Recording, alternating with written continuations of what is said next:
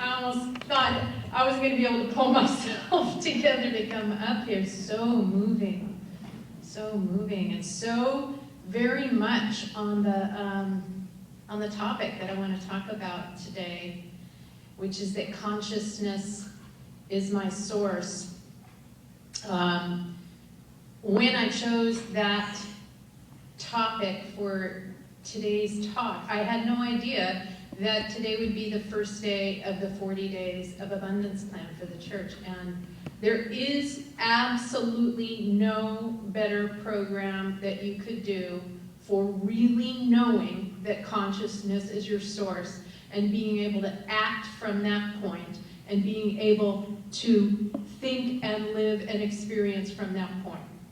I have not found a better, more accessible program for hammering that home. It's really all that program teaches you. It's not about money. It's not about, it might end up manifesting money, but it isn't about that. It is about my source is not my job, my spouse, the government, my kids, my parents, my aunt that wrote me into her will. That is not my source. My source is my consciousness. That's my source. Now, what is the difference between my consciousness and God? Well, there is no difference except that my consciousness is my gateway to God. My way of experience all that God is. God is infinite. God is everything we teach in this church. There is no way to be outside of that force that known as God. However, I actually can feel like I'm outside of it. Because it starts and stops right here. This is where the work is done. This is where I know this is where I determine how much God I get to experience in my life. How much good I get to experience. How much love I get to measure in my year. Right here. So, the book that I was, in addition to the Abundance book, in which the 40-day prosperity plan is, the book that has been speaking to me lately about consciousness and my source is Man's Search for Meaning by Viktor Frankl. And many of you have heard of this book, have read this book, have known about Viktor Frankl, who was a psychiatrist and psychologist who created this book in his mind while he was confined at Auschwitz in a concentration camp. And he had already written several books prior to going there. And when he went to the camp, he learned what it was to have everything removed from him. Everything that Viktor Frankl thought made him who he is, right? So everything in the world was gone. He no longer had his nice house. He no longer had his medical practice. He no longer was able to do anything in his field. He was separated from his wife and family and friends and had no way of knowing if they were alive. He had his clothes removed and was given the scant clothes that they gave there. He had his shoes removed. He had adequate food and water removed from him. He had his hair shorn. Everything that he thought made him who he was and told him who he was gone. Fortunately, what they couldn't take from him was his consciousness. They could not take from him his own experience of his own experience of being there. And because he was a scientist and because he was a psychologist, he chose to be curious. He chose to view his time in the concentration camp as a horrific experiment in what is it really to be human? What do we really have? What is our life measured in?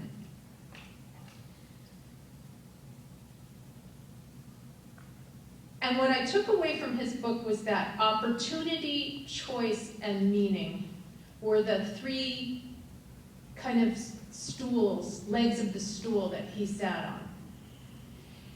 And actually, I think it's interesting to note that the original German title, when it was published in German, was not Man's Search for Meaning, this sort of esoteric, philosophical title that we associate with it. It was actually something that sounds more like a New Thought title of the 21st century. Say Yes to Life. That was the title. A psychologist experiences the concentration camp. Say Yes to Life. Wow. And let me read you something that I thought of while Vitrina was singing. He's off on in this passage, he's off on a work. Well, he had to work every single day in the camp like any able-bodied man, and women too, I guess. But he's in the male part of the camp, and he had to walk in these horrible shoes through ice and snow and do incredible back-breaking labor every day without gloves, without a coat. And he says, we stumbled on in the darkness over big stones, because they left before dawn to do their work, and large puddles through the along the one road leading from the camp. The accompanying guards kept shouting at us and driving us with the butts of their rifles. Anyone with very sore feet supported himself on his neighbor's arm. Hardly a word was spoken. The icy wind did not encourage talk. Hiding his mouth behind his upturned collar, the man marching next to me whispered suddenly, "If our wives could see us now. I do hope they are better off in their camps and don't know what is happening to us." That brought thoughts of my own wife to mind. And as we stumbled on for miles, slipping on icy spots, supporting each other time and again, dragging one another up and onward, nothing was said. But we both knew each of us was thinking of his wife. Occasionally, I looked at the sky where the stars were fading and the pink light of the morning was beginning to spread behind a dark bank of clouds. But my mind clung to my wife's image, imagining it with an uncanny acuteness. I heard her answering me, saw her smile, her frank and encouraging look. Real or not, her look was then more luminous than the sun, which was beginning to rise. A thought transfixed me.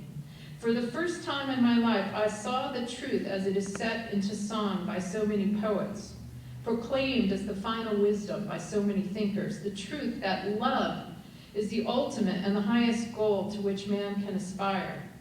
And then I grasped the meaning of the greatest secret that human poetry and human thought and belief have to impart.